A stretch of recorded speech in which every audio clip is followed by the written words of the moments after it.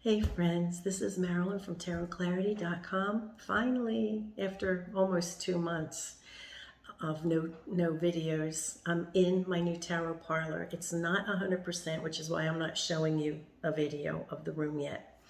But I wanted to do this video of Marco Benedetti's Rosenwald Tarot, which he graciously sent me a deck.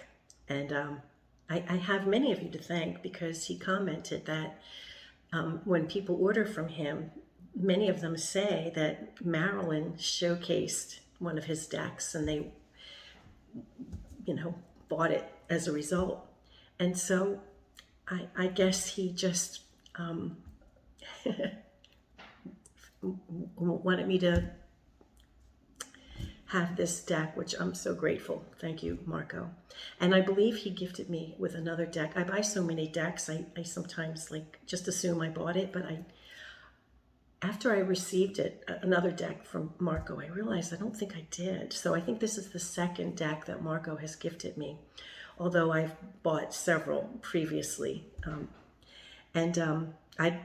sure I would have probably bought this one too, but I appreciate being given the opportunity to showcase a deck.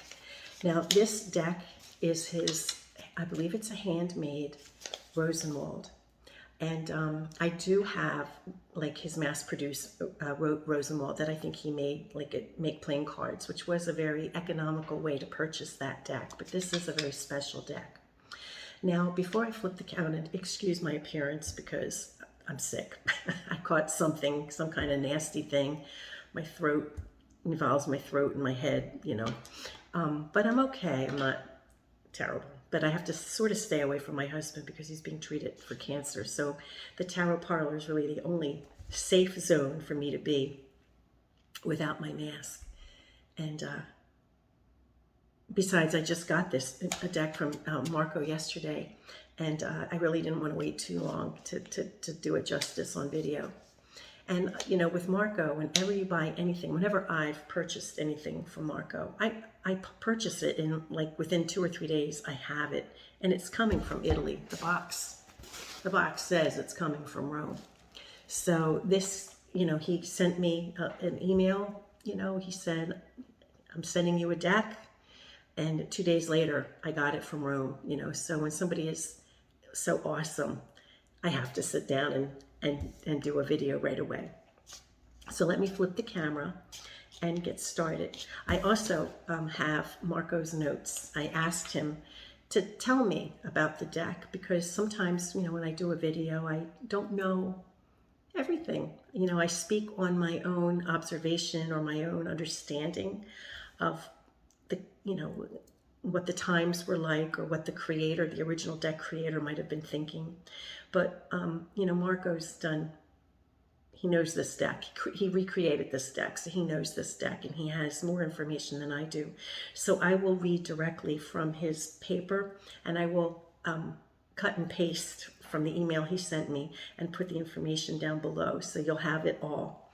But I want to make sure you understand that the information I'm presenting you is through the benefit of Marco sending it to me, and not my words or not my observations. I'm just facilitating and showing the cards. All right, so I'm packing it for the first time with the very pretty paper that Marco used. And he has sent me several decks in this way, packed with very nice prints of his decks, so beautiful. Okay, so this is I Tarocchi, Rosenwald, Firenze, meaning from Florence, 15th century, restored completely in color, Marco Benedetti, Rome, 2019.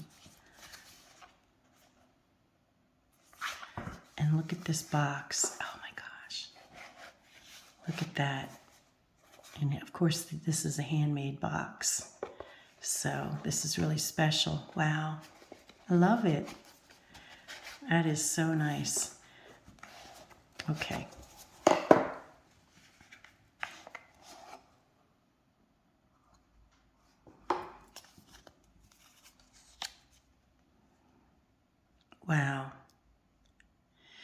So he gave me number 2 of 60. Universe bless you, Marco. What a lovely thing to do. Completely restored in color, Marco Benedetti, Rome. First edition, limited first edition, numbered 1 to 60. And this is number 2 in the sequence. So what a privilege. Oh, right. Look at this. Oh my gosh. Wow. Okay, so let's start with the edges. And let's start with the edges in the back, because Marco wrote me, told me something. So I'm reading this as if Marco wrote it, because he did. The notation says edges. We don't know what the Rosenwald's back looked like, but we do know that decks of the time generally had very simple geometric designs, like the black and white diamond pattern I used. We also know that Italian cards had overlapping edges, so I added a diamond checkerboard border to the front as if there were a reversed back. So that's what he did here. Wow. Okay, so now I'm going to probably restructure the way it is, because he talks about, in his email to me, he talks about certain cards, which I want to pull so that you can see what he's talking about while I'm doing it. But I do want to acknowledge the order. So he has the King, the Queen, the Knight, and the Page, beginning the sequence of the swords. And then, of course, the coins. So it's swords, coins, cups, and batons. Oh, and then the higher order cards of the triumph cards, or the trump cards. Okay, let me pull the cards so that when I speak moving forward, that I'm showing the cards that he's talking about in this next section. All right, now remember, I'm reading directly from Marco's email. He gives me some background information. He says the Rosenwald consists of 3 sheets, with one with 21 Arcana, referencing the trump or triumph cards, and 3 queens, and 2 sheets with a Spanish type deck of 48 cards of almost equal, but not quite identical size. The engravings of the sheet with the majors are clearly older and less refined. The sheet with the majors is the most ruined. In addition to the half-erased wheel, so apparently the wheel was half erased, a very clumsy restoration of other cards, probably prior to the use as cover padding, had to be removed and remade. Note the childish front legs of the Horse of Death. So I guess he's talking about that. The central part of the Pope. The horrible face of one of the characters of Judgment. And perhaps this one is what he's referencing. And half face of the Emperor. So maybe he had to restore half of the face. On the other sheets, the only intervention of some importance is the Maid of Coins, which I pulled. So he had to do some intervention here with the Maid of Coins. Restoration. Where possible, I used self-borrowing. For example, I used the Magician's face to reconstruct the face of the lover,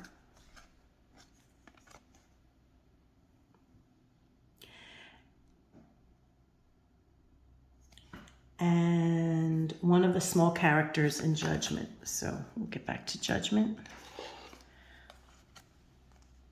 So the lover face, or the magician face, was used to reconstruct one of the lovers.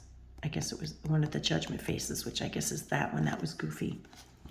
I obtained the Queen of Wands. So he created the Queen of Wands by mirroring the Queen of Cups with the face changed. By the way, I have 2 frontal queens and 1 in profile. So we have 2 frontal queens and there was 1 in profile. And I guess it was the Queen of Cups. So it seems obvious to me that the missing queen is in profile in the other direction. So that's what he did. This is my Visconti Sforza in printing, he goes on to say. The Fool is an original drawing, which I believe he recreated the Fool. I wanted there to be no anachronistic dogs or other animals, and that the character was a vagabond or a village idiot, and not a court jester. And above all, he had to have his underwear down and be fiercely obscene. I imagine he is laughing at the people who look at him in scandal. Then Marco goes on to talk about the colors. My aim in restoring an uncolored deck is to obtain a deck that is usable and possibly beautiful. Now I find that the engravings on the wood blocks are often refined and endowed with great expressiveness, which however was mortified by the colors, few and repetitive, and applied with little care, smudges, etc. Then, having cleaned up the black and white and reconstructed the missing cards, I simply applied a palette of 16 colors, very similar to the one I used for my own deck 25 years ago, which I've showcased on this channel a couple of years ago. In turn, inspired by the colors of the Visconti Sforza. Orientation. The Rosenwald sheet with the majors has a brother in very bad condition in a German museum with the mirror images. For the record, Heather Roki, who I am not familiar with, used the orientation, that's me saying that, not Marco, used the orientation of the Rosenwald, while Hissmans preferred to use the mirrored orientation of the German sheet. I chose for each card the most correct orientation, in my opinion, using either the most common orientation for the card in question or common sense. In example, swords held in the right hand, etc. Playing freely with orientation, I also decided to invert 2 knights so as to have 2 knights facing to the right and 2 to the left. So here we have that.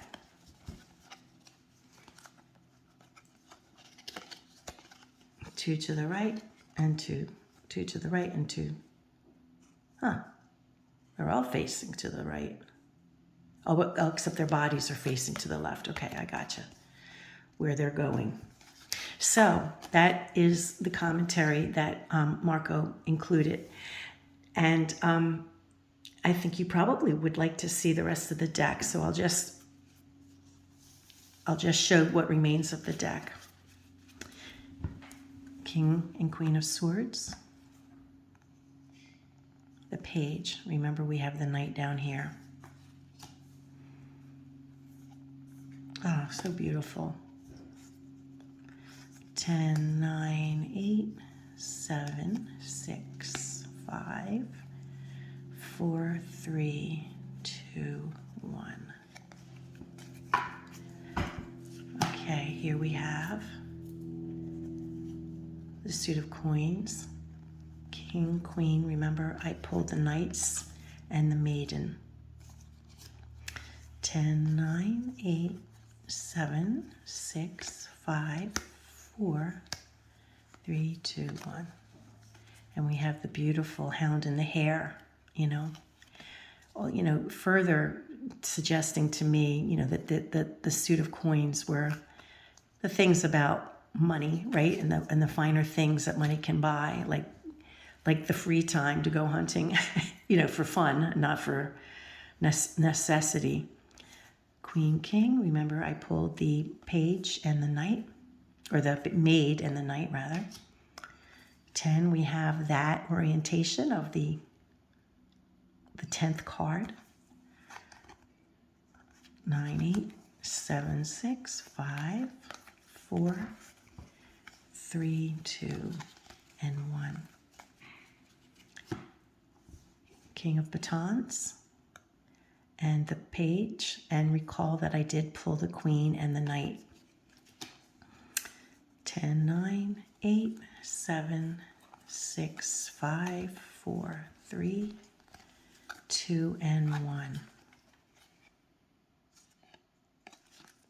And then here are the Tarot cards, or the Triumph cards, that I didn't already reference in the beginning of the video.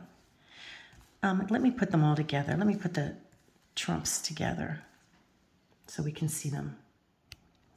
Okay, I put them not in the order that I received them, because at this point I pulled out so many I don't remember what order they were in. But I've just reorganized them in the common order that we're accustomed to seeing them in these days. So we begin with the Fool that Marco, of course, recreated. And we have the Magician.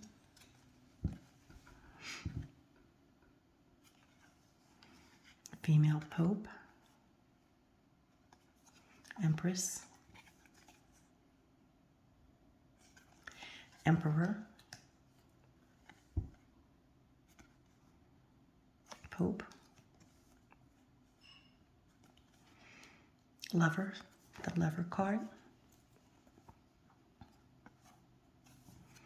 Chariot.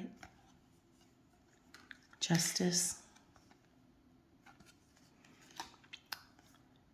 The Old Man or the Hermit.